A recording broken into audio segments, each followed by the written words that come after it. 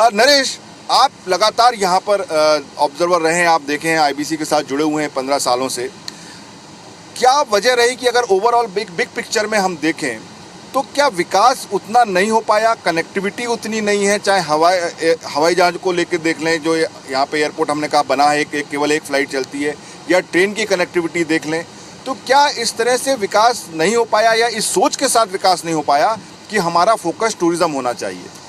जी बिल्कुल सही है सर। और ये हकीकत है कि अगर कश्मीर की बात करें तो कश्मीर को लेकर के ये बात थी कि अगर धरती में कहीं स्वर्ग है तो कश्मीर है। तो ये जो एक परसेप्शन रहा है उसने हमेशा ही आकर्षित किया है लोगों को, और ये परसेप्शन आतंकवाद पे भी कई बार भारी रहा है। लेकिन बस्तर इस मामले में अलग रहा है। बस्तर में एक एक्सप्लोर नहीं हुआ, कोई धारणा नहीं बनी, इसकी प्राकृतिक सुंदरता के बारे में वो चर्चा उस लोगों तक नहीं पहुंची। अब धीरे धीरे ये बढ़ रहा है जब सरकारों ने इस ओर गौर किया कि नक्सलवाद को काउंटर करने के लिए टूरिज़्म को बढ़ाने की ज़रूरत है, बस्तर की सुंदरता को दिखाने की ज़रूरत है। तो ये बड़ी चीज़ हुई कि जब नक्सलवाद का उपाय या उसके लिए लोगों का परसेप्शन, जिससे राज्य सरकार की छवि खराब हो रही थी, उसके लिए टूरिज़्म को बढ़ाया जा रहा है। तो कोई प्लानिंग ठीक नहीं है। टूरिज़्म पर आधारित एक इकोनॉमी, या जिस तरह से कश्मीर या देश के दूसरे क्षेत्रों में, वैसी कोई इकोनॉमिक मॉडल यहाँ तैयार नहीं हुआ है। पिछले कुछ समय से प्रयोग हो रहे हैं, लेकिन उसका भी असर बहुत ज़्यादा नहीं है।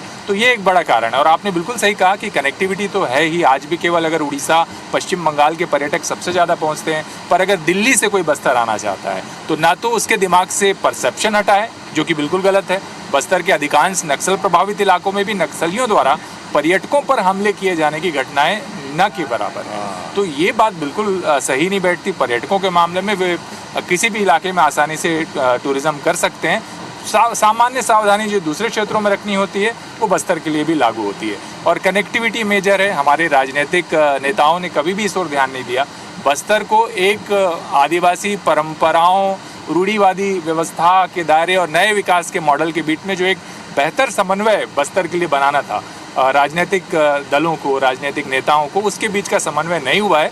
और अगर आप सिलसिलेवार देखें, जो आदिवासी नेता मध्य प्रदेश के ज़माने में बड़ी लीडरशिप में रहे, सेंट्रल में मिनिस्टर रहे, चाहे स्टेट छत्तीसगढ़ के जो बड़े मिनिस्टर रहे, उनकी अगर आप आइडियोलॉजी देखेंगे या उनका बस्तर को लेकर के काम करने का कॉन्सेप्ट देखेंगे, डेवलपमेंट का मॉडल देखेंगे, तो ये तस्वीर बड़ी साफ है।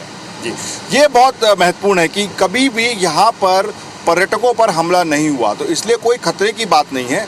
जबकि कश्मीर में तो ऐसा होता रहा है, लेकिन तब भी वहाँ पर जाते हैं। और आपने बिल्कुल सही कहा, और हम सब मानते हैं जो इस नाव पर बैठे हुए हैं, कि अगर बस्तर को इस मझधार से, पिछड़ेपन के मझधार से अगर बाहर निकालना है, तो एक विकास की और टूरिज़्म को फोकस बनाने की नाव उन्हें चलानी पड़ेगी, जो उनको इस मझधार से बाहर निकाले।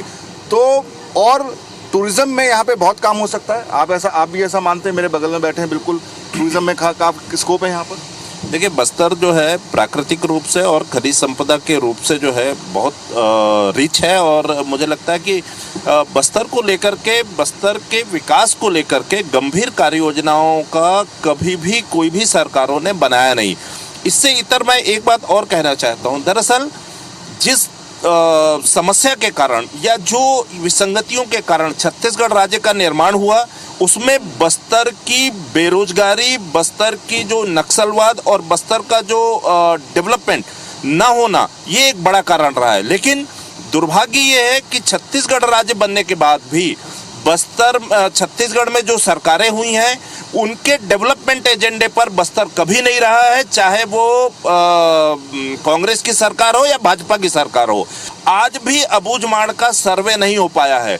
बस्तर में जो टूरिज्म डेवलपमेंट के नाम पर जो इंफ्रास्ट्रक्चर बनना चाहिए, उस इंफ्रास्ट्रक्चर की दिशा में किसी सरकार ने कोई भी दीर्घकालिक प्लान नहीं बनाया है। इसके ठीक इतर अगर हम देखेंगे, आंध्र प्रदेश का टूरिज्म देख लीजिए, और अभी जिस तेजी से ओडिशा का टूरिज्म बढ़ रहा है, मुझे लगता है कहीं ना कहीं सरकारों को इस दिशा में देखना चाहिए कि अगर जम्मू कश्मीर वहाँ की अर्थव्यवस्था का प्रमुख कारण पर्यटन बन सकता है, तो बस्तर की अर्थव्यवस्था में टूरिज्म एक बड़ा रोल क्यों नहीं प्ले कर सकता। और इस आधार पर हम लोगों को यहाँ पर रोजगार उपलब्ध करा सकते हैं। पूरे विश्व के पर्यटक आएंगे यहाँ पर, और बस्तर की समस्या भी खत्म होगी, और कहीं ना कहीं आदिवासी और जो यहाँ मूलवासी जो है, उनके डेवलपमेंट की, सर्वांगीण विकास की जो हम बात कर रहे हैं, वो उद्देश्य भी सफल होगा। ये देखिए, यहाँ पर बहुत ही एक अच्छा एजेंडा निकल के आ रहा है। जिन पार्टियों ने घोषणा कर दी एजेंडा की वो यहाँ से पॉइंट ले सकते हैं, जो अभी तक नहीं कर पाए हैं, जैसी कुछ पार्टियां हैं वो यहाँ से हमसे प्रेरित हो सकती हैं।